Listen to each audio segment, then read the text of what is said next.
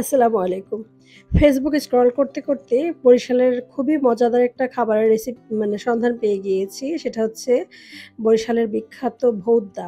আমি যদি নামটা ভুল না করি ভৌদ্যাই হবে।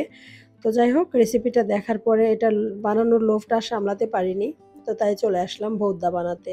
আর ভৌদ্যা বানাতে কিন্তু খুব বেশি জিনিসের দরকার পড়ে না। এখানে ভাতের চাল নিয়েছি যেটা আমি রেগুলার ভাত রান্না করি সেই চালটা। তো চালটা ভেজে নিয়েছি।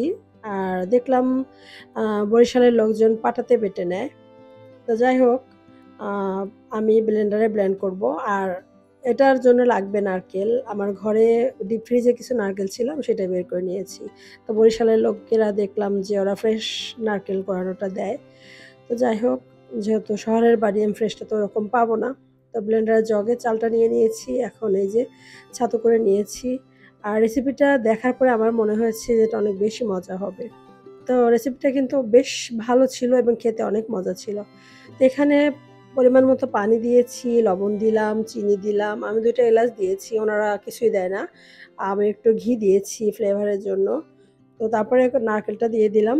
এখন বলক উঠে আসলেই আমি সেই ছাতুটা দিয়ে দিব আরকি, চালের ছাতুটা। তো যাই হোক চালের ছাতুটা দিয়ে দিয়েছি। দেওয়ার পরে ভালো করে নেড়ে-চেড়ে নিতে হবে। বলক উঠে গিয়েছে। তারপরে এভাবে নাড়তে চাড়তে পানিটা যখন শুকিয়ে যাবে আর কিছুক্ষণ পরে আমি নামিয়ে নিব।